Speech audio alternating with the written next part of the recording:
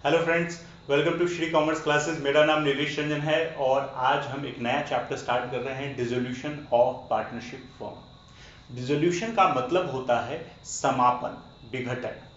तो जब भी फर्म के जितने भी साझेदार हैं उन सभी के बीच के संबंध खत्म हो जाते हैं, उनके बीच का जो पार्टनरशिप का रिलेशन था, उनके बीच की जो साझेदारी थी वो खत्म हो जाती है, बिजनेस बंद हो जाता है, तो हम इसको डिसोल्यूशन ऑफ फर्म कहते हैं, यानी कि फर्म का विघटन कहते हैं।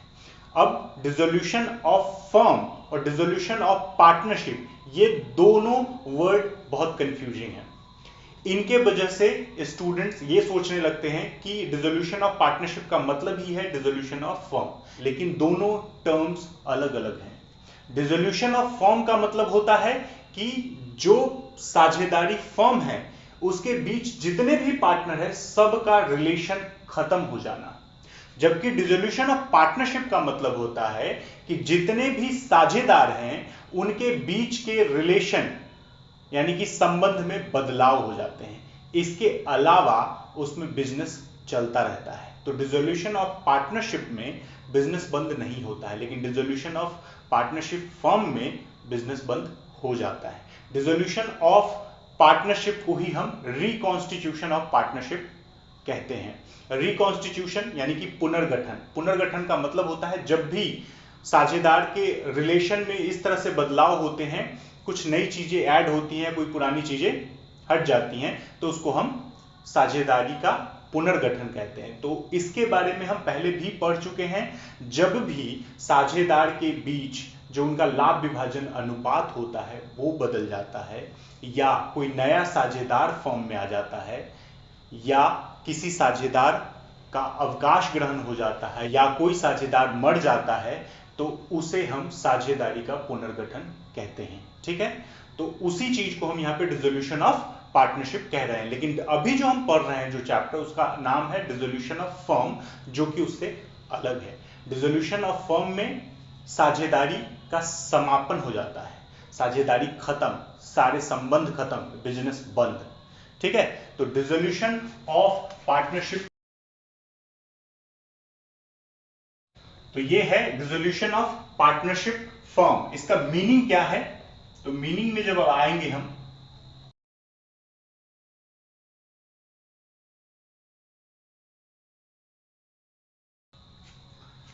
when a relation between all partners of a firm comes to an end, that is end of partnership or shutdown of business, it is called dissolution of firm। मतलब क्या हुआ कि जब साझेदारी फर्म के जितने भी साझेदार हैं उन सब के बीच का संबंध खत्म हो जाता है, जब बिजनेस बंद कर दिया जाता है, तो उसे हम डिसोल्यूशन ऑफ पार्टनरशिप फर्म कहते हैं। अब मैंने आपको बताया कि डिसोल्यूशन ऑफ जो फर्म है, ये वर्ड जो है ये डिसोल्यूशन ऑफ पार्टनरशिप से अलग है।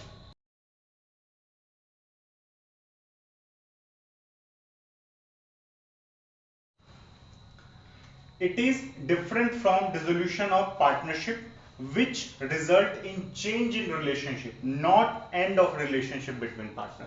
मतलब क्या हुआ कि dissolution of firm dissolution of partnership से अलग है। डिसोल्यूशन ऑफ पार्टनरशिप में केवल संबंधों में बदलाव होते हैं, संबंध समाप्त नहीं होते हैं, तो इसीलिए दोनों अलग अलग हैं। अब बात आती है कि डिसोल्यूशन की जरूरत क्यों पड़ेगी, क्यों करेंगे हम डिसोल्यूशन? तो डिसोल्यूशन करने के अलग अलग कारण हो सकते हैं। डिस्प्यूट हो सकता है, आपस में झगड़ा हो गया तो हम सोच रहे हैं कि फर्म बंद कर देते हैं। कोई ऐसा एग्रीमेंट था पहले से ही कि हम बिजनेस इतने दिनों के बाद बंद कर देंगे, या फिर आपसी सहमति हो गई, ज्यादातर पार्टनर किसी और काम में लग गए हैं, तो हो सकता है हम उसके वजह से भी बिजनेस बंद कर रहे हैं। कुछ ऐसे अनिवार्य कारण हैं जिसके वजह से हम बिजनेस बंद कर सकते हैं, तो इन्हें हम modes of dissolution of firm बोलते हैं। ठीक है, उसके बारे में लिख लेते हैं।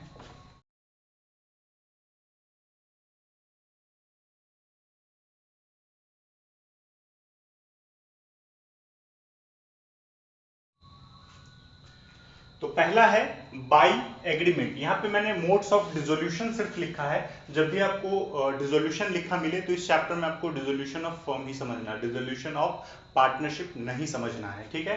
तो मोड्स हैं, पहला है बाई एग्रीमेंट, यानी कि जब फर्म का समापन अनुबंध के आधार पे होता है, यानी कि जब हम पार्टनरशिप डीड बना रहे होते हैं या कोई और एग्रीमेंट कर रहे होते हैं पार्टनरशिप का, तो उस समय हम ये तय कर सकते हैं कि हम इतने समय के बाद पार्टनरशिप का बिजनेस बंद कर देंगे, साझेदारी व्यवसाय को बंद कर देंगे। तो इसीलिए बाई एग्रीमेंट हो सकता है। दूसरा है by consent of all partners, सभी साझेदार आपसी सहमति के द्वारा भी यह निर्णय ले सकते हैं कि हम बिजनेस को बंद कर देते हैं। तो by consent of all partners का मतलब हो गया सभी साझेदारों की सहमति से। तीसरा है on happening of certain event, किसी विशेष घटना के घटित होने पर। अब विशेष घटना के घटित होने का मतलब होता है जैसे कोई पार्टनर इंसॉल्वेंट हो गया, कोई पार्टनर मर गया या कोई पार्टनर छोड़ के बिजनेस चला गया, तो ये सब ऐसी घटनाएं हैं जिसके बाद हो सकता है कि साझेदार यह सोचे कि बिजनेस को बंद कर देते हैं, एक पार्टनर चला गया है या मर गया है या दिवालिया हो गया तो हम बिजनेस बंद कर देते हैं, तो ऐसा सोच सकते हैं। तो इसीलिए on happening of certain event हो गया। चौथा है compulsory dissolution. On happening of certain event जो मैंने बताया उसी का नेक्स्ट स्टेज है कंपलसरी डिसोल्यूशन। उसमें स्थिति ऐसी हो गई है कि अब बिजनेस को चलाया नहीं जा सकता है, तो उस सिचुएशन में हम कंपलसरी डिसोल्यूशन करते हैं। जैसे सभी साझेदार की मृत्यु हो गई, सभी साझेदार दिवालिया हो गए, सभी साझेदार बिजनेस छोड़ के जाना चाहते हैं, तो उस सिचुएशन में कंपलसरी डिसोल्यूशन होगा। उसके बाद है डिसोल्यूशन बाय कोर्ट, न्यायालय के द्वारा समापन, न्यायालय के आदेश से समापन।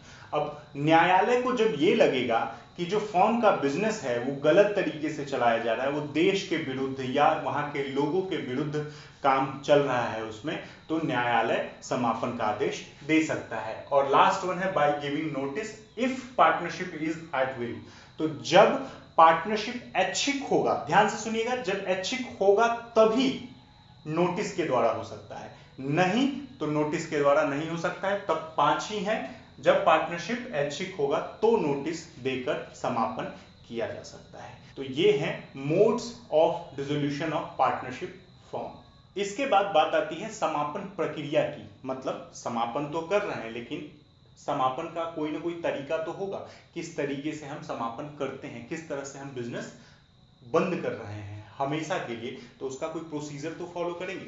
वो प्रोसीजर क्या है?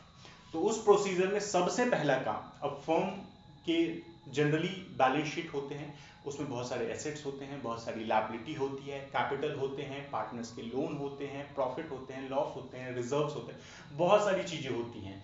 तो हम क्या करेंगे, सबसे पहले जितनी भी संपत्ति है सबको बेच देंगे। संपत्ति को बेचेंगे तो संपत्ति को बेचने में कुछ खर्चे होंगे, उन खर्चों का भुगतान करेंगे। खर्च के भुगतान के बाद जब पेमेंट हो गई खर्च का, तो उसके बाद जितने भी दायित्व हैं, लायबिलिटीज हैं, उसका हम पेमेंट कर देंगे। एक्सटर्नल लायबिलिटीज यानी कि साझेदारी फर्म के जो बाहर के दायित्व हैं उसका भुगतान कर देंगे। उसके भुगतान के बाद फर्म के जो आंतरिक दायित्व हैं यानी इंटरनल लायबिलिटीज, जिसको हम पार्टनर्स लोन भी कहते हैं, उसका भुगतान करेंगे। ठीक है, एक्सटर्नल लायबिलिटी पे हुआ, फिर उसके बाद इंटरनल लायबिलिटी पे हुआ। इंटरनल लायबिलिटी पे हुआ, उसके बाद हमको पे करने के लिए कुछ भी नहीं बचा, तो अब हम क्या करेंगे, तो अब हम साझेदारों के पूंजी का भुगतान करेंगे। पूंजी का भुगतान, कैपिटल पे कर देंगे। अगर पूरा पैसा है तब तो कैपिटल पूरी तरह से पे हो जाएगा, नहीं अगर पूरा पैसा नहीं है तो अनुपातिक रूप से पे हो जाएगा, उसके बारे में हम आगे डिस्कस करेंगे। तो साझेदारों की पूंजी का भुगतान कर लेंगे। अगर उसके बाद भी पैसा बचा रह जाए तो फिर हम प्रॉफिट शेयरिंग रेशियो में उसको लाभ मानकर बांट लेंगे, यानी कि जो भी पैसा पूंजी के भुगतान के बाद बचा रह जाएगा वो हमारे लिए प्रॉफिट है, तो उसको हम प्रॉफिट शेयरिंग रेशियो में बांट लेंगे। तो प्रोसेस ऑफ डिसोल्यूशन,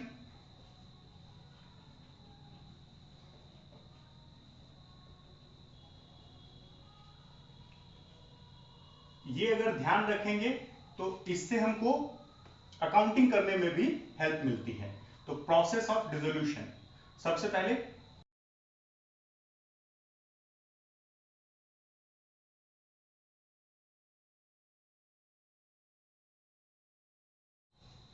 तो ये है हमारा प्रोसेस। सबसे पहले सेल करेंगे एसेट्स को, जितना भी पैसा मिलेगा उससे पेमेंट ऑफ डिसोल्यूशन एक्सपेंसेस करेंगे, यानी कि समापन के जो व्यय होंगे उनका भुगतान करेंगे।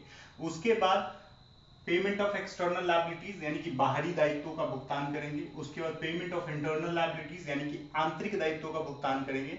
उसके बाद रीपेमेंट ऑफ कैपिटल, और उसके बाद अगर कोई पैसा बच जाता है तो उसको प्रॉफिट मानकर distribute any amount left in profit sharing ratio, उसको लाभ विभाजन अनुपात में बांट लेंगे। तो ये है प्रोसेस। तो ये तो था आपका डिसोल्यूशन ऑफ पार्टनरशिप फर्म का थ्योरी पार्ट। अब आते हैं हम अकाउंटिंग वाले पार्ट में, यानी कि प्रैक्टिकल पार्ट में।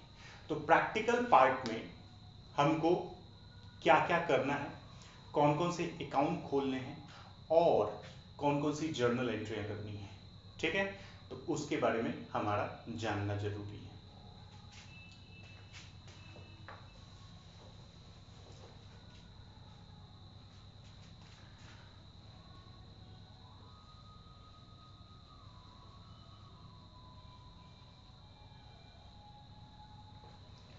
जो डिसोल्यूशन का अकाउंटिंग पार्ट है वो दो भागों में बटा हुआ है, एक जर्नल एंट्री और एक लेजर्स। लेजर्स मतलब जो भी अकाउंट्स बनाने हैं हमको, तो दो पार्ट में बटे हुए हैं। एक है जर्नल एंट्री और दूसरा है लेजर।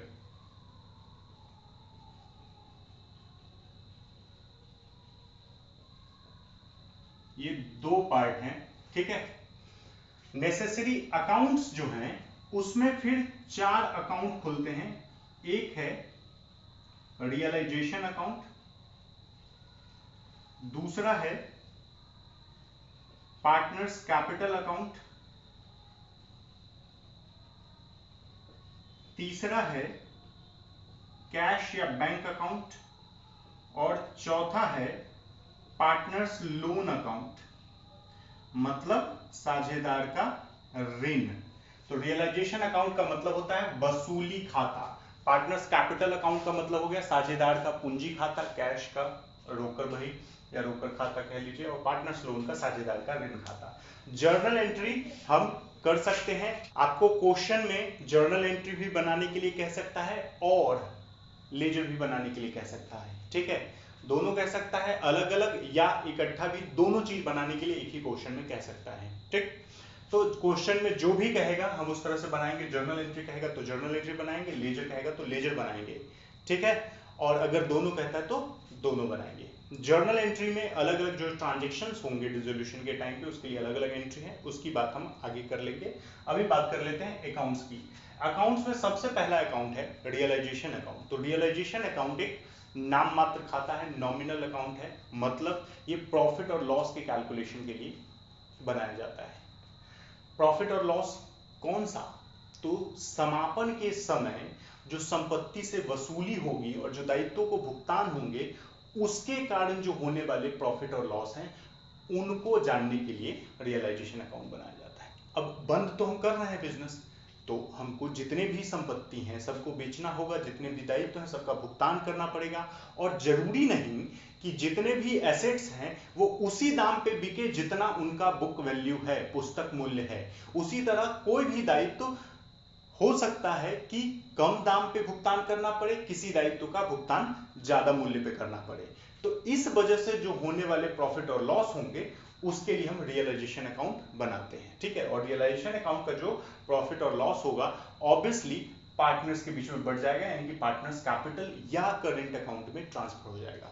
मैंने कैपिटल अकाउंट लिखा है, लेकिन आपको अगर क्वेश्चन में फिक्स कैपिटल मेथड फॉलो करने के लिए बोलेगा या क्वेश्चन में ऐसा कोई हिंट रहेगा कि आपको पता चल रहा हो कि फिक्स कैपिटल मेथड फॉलो किया जा रहा है, तो आप कैपिटल अकाउंट के अलावा करेंट अकाउंट भी बनाएंगे।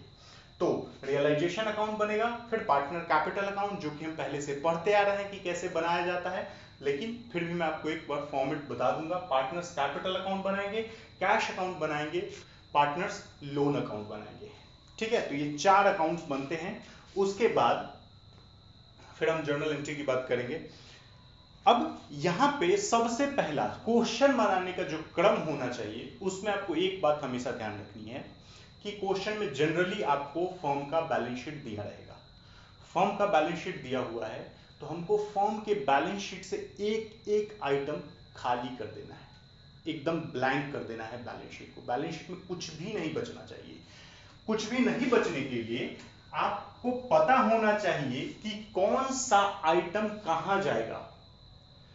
फर्म के बैलेंस शीट में एक दो आइटम तो होते नहीं, बहुत सारे आइटम होते हैं। जनरली जो डिसोल्यूशन का टाइम होगा उसमें फर्म का बैलेंस शीट छोटा दिया रहता है, उतना बड़ा नहीं होगा, बट फिर भी आइटम्स इतने होंगे कि आपको यह जानना जरूरी है कि कौन सी चीजों को कहां ले जाएंगे।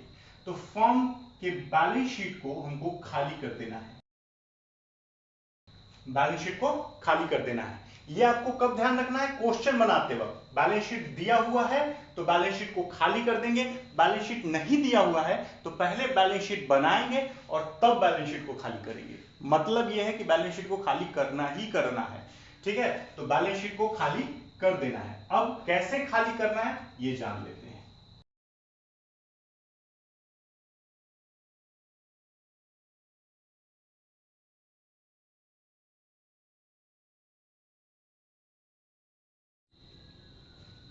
तो ये है बैलेंस शीट खाली करने का तरीका। बैलेंस शीट खाली करना है तो सबसे पहले पार्टनर कैपिटल जो होंगे, जो ऐसे रिजर्व्स होंगे जो किसी और चीज से रिलेटेड नहीं है, और एक्यूमुलेटेड प्रॉफिट लॉस हो, फिक्टिशियस एसेट्स हो, झूठी संपत्ति हो, वो सब पार्टनर कैपिटल अकाउंट में चले जाएंगे। जैसे जनरली आपको फर्म के पार्टनर्स का नाम दिया रहेगा, उनका पूंजी दिया रहेगा, कुछ रिजर्व्स दिए होंगे जैसे जनरल रिजर्व होते हैं या सीधा रिजर्व लिखा होता है। उसी तरह से प्रॉफिट एंड लॉस अकाउंट का बैलेंस दिया होगा, चाहे लायबिलिटी साइड में चाहे एसेट साइड में। तो उन सब को आपको पार्टनर कैपिटल अकाउंट में ट्रांसफर कर देना है, ठीक है? उसके बाद एसेट्स एंड लायबिलिटीज यानी कि जितने भी संपत्ति हैं और दायित्व हैं या उनसे रिलेटेड कोई भी प्रोविजन है, रिजर्व्स हैं या फंड है, उसको भी रियलाइजेशन अकाउंट में ले जाएंगे। उसके बाद कैश अकाउंट का जो बैलेंस होगा वो कैश अकाउंट में जाएगा और पार्टनर्स लोन अकाउंट का जो बैलेंस होगा पार्टनर्स लोन अकाउंट में जाएगा। जैसे अभी जो मैंने यहाँ पे बोला कि प्रोविजन, फंड्स और रिजर्व्स जो होते हैं रिलेटेड टू एसेट्स होंगे वो रियलाइजेशन अकाउंट में चला जाएगा। जैसे कि डेटर्स लिखा होता है, अब डेटर्स लिखा होता है तो कभी कभी उसके नीचे minus provision for doubtful debts भी दिया होता है। तो क्या करेंगे, डेटर्स का जो फुल अमाउंट है यानी कि अंदर वाला अमाउंट है, बिना प्रोविजन घटाए वाला जो अमाउंट है यानी कि प्रोविजन घटाने से पहले वाला जो अमाउंट है वो चला जाएगा रियलाइजेशन अकाउंट में, ठीक है? और जो प्रोविजन है जो घटा रहे हैं उसको अलग से रियलाइजेशन अकाउंट में ही दिखाएंगे। एक तरफ डेटर्स, दूसरी तरफ रियलाइजेशन अकाउंट। किधर जाएगा वो मैं आपको जब अकाउंट बनाऊंगा तो पूरे अच्छे तरीके से बता दूंगा, ठीक है? तो इसी तरह इन्वेस्टमेंट फ्लक्चुएशन फंड या रिजर्व होता है। एक तरफ इन्वेस्टमेंट दिया रहता है, एक तरफ इन्वेस्टमेंट फ्लक्चुएशन फंड दिया रहता है। जॉइंट लाइफ पॉलिसी कभी कभी दिया रहता है और दूसरी तरफ जॉइंट लाइफ पॉलिसी रिजर्व दिया रहता है। तो अगर जॉइंट लाइफ पॉलिसी इधर दिया हुआ है और इधर जॉइंट लाइफ पॉलिसी रिजर्व दिया हुआ है, एसेट साइड में जॉइंट लाइफ पॉलिसी और लायबिलिटी साइड में जॉइंट लाइफ पॉलिसी रिजर्व, तो जो एसेट साइड वाला है वो भी रियलाइजेशन अकाउंट में जाएगा, जो लायबिलिटी साइड वाला है वो भी रियलाइजेशन में जाएगा, एक डेबिट में एक क्रेडिट में। लेकिन अगर जॉइंट लाइफ पॉलिसी नहीं है एसेट साइड में, सीधे जेएलपी रिजर्व है, तो वो पार्टनर कैपिटल में चला जाएगा, ठीक है? तो वही है कि अगर कोई रिजर्व है जो कि एसेट से रिलेटेड है तो वो रियलाइजेशन में, नहीं तो पार्टनर कैपिटल अकाउंट में, ठीक है? उसके बाद कैश अकाउंट का कैश में चला गया, पार्टनर लोन में चला गया। कभी कभी क्या होता है, कुछ अनरिकॉर्डेड एसेट्स के बारे में आपको एडजस्टमेंट में लिखा होता है, तो हम अभी एडजस्टमेंट की बात नहीं कर रहे थे, हम खाली बोल रहे हैं कि आपको बैलेंस शीट में जो भी आइटम है अब ये ट्रांसफर होंगे तो कौन सा अमाउंट ट्रांसफर होगा। एक तो इनका बैलेंस शीट में जो अमाउंट रहता है, एक इनका बैलेंस शीट के नीचे यानी कि एडजस्टमेंट वाले जो पार्ट में, एडिशनल इंफॉर्मेशन वाले पार्ट में इनका अमाउंट दिया रहता है। तो आपको ये बुक वैल्यू पे ट्रांसफर करना है, जितने भी एसेट्स होंगे, लायबिलिटी होंगे, ये सब बुक वैल्यू पे ट्रांसफर होंगे, ठीक है? तो ये हैं आपके डिसोल्यूशन ऑफ पार्टनरशिप का पहला पार्ट, ठीक है? आगे की वीडियो में जल्दी ही अपलोड करूंगा। तो अगर आपको इस पूरे कॉन्सेप्ट में कहीं पे भी कोई भी दिक्कत होगी तो आप मुझे फेसबुक मैसेंजर के थ्रू, इंस्टाग्राम पेज पे या टेलीग्राम चैनल पे बता सकते हैं। आप यूट्यूब के कमेंट बॉक्स में भी कमेंट कर सकते हैं, ठीक है? अगर आपको वीडियो पसंद आया है तो वीडियो को लाइक करें, पेज को सब्सक्राइब करें और बेल आइकन दबाएं ताकि अगले वीडियो के अपडेट मिलते रहें आपको।